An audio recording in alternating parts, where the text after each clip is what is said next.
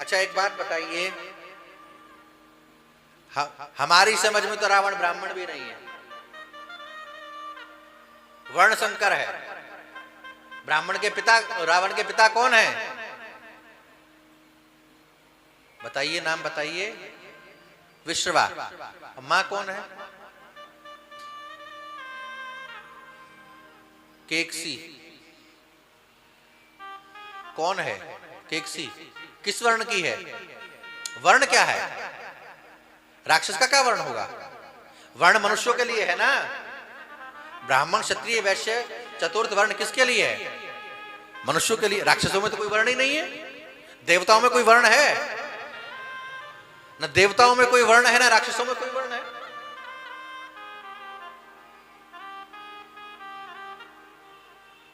तो वर्ण संकर हो गया कि नहीं हो गया?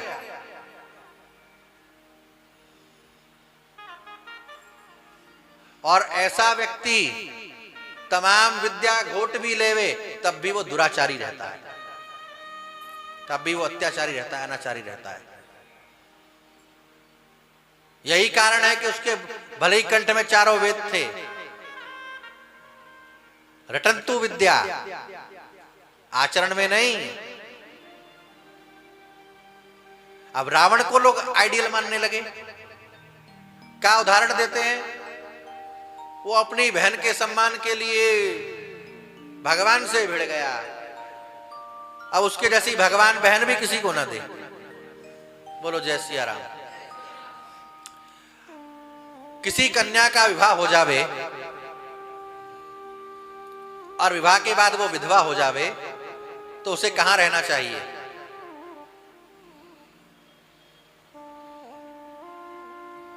बताइए ना।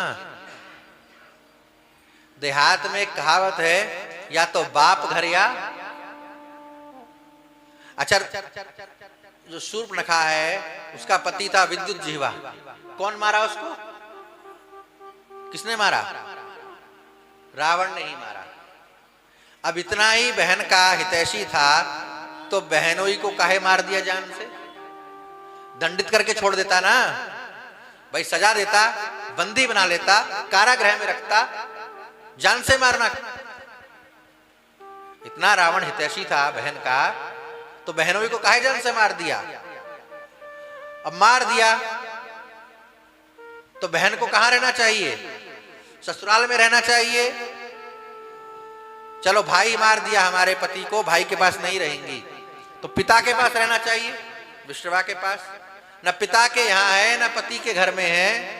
कहां है? जंगल में घूम रही है। वो क्या कह रही है? तुम सम पुरुष, हाँ तुम्हारे जैसा हमने देखा नहीं और मेरे जैसी भी ब्यूटीफुल लेडी कोई नहीं है।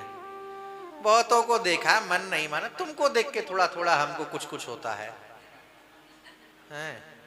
राम जी कह दिए भाई हम तो जो है एक पत्नी वाले हैं, वो हमारा भाई है। ओहो, अब भाई के पास जाकर के भी यही कह रही है। इस प्रवृत्ति की जो स्त्री हो वो कितनी सम्मान की पात्र होगी बताइए। अरे वेद और पुराण को तो छोड़िए, सामान्य आदमी भी जानता है कि ऐसी उल्टा होती है स्त्री, जो ना पिता के रही ना पति के रही। और चलो तुम दूसरा विवाह करने के लिए ढूंढ रही हो, खुदे ढूंढ रही हो, तो एक से कहा कि तुम्हारे जैसा कोई नहीं, हमको प्रेम हो गया, और उसने रिजेक्ट कर दिया तो फिर दूसरे को भी प्रेम हो गया। अब प्रेम ना हो गया भैया, गाजर मूली हो गया। रस्ते का माल सस्ते में बिक रहा है। और ऐसे मूर्खानंद हैं। ओहो दशानन बहन के लिए लड़ गया, मरना ही था ऐसी बहन के लिए जो लड़ेगा उसका नासी होगा। तो ब्राह्मण पूजनीय है किस कारण से?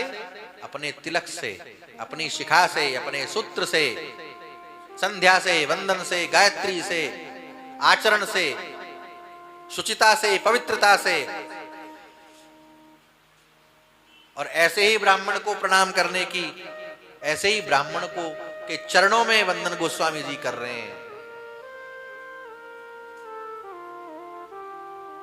ऐसा ही ब्राह्मण देवता हो सकता है, जिसके जनेऊ का पता नहीं, जिसकी शिखा का पता नहीं, जिसको मंत्र का ज्ञान नहीं,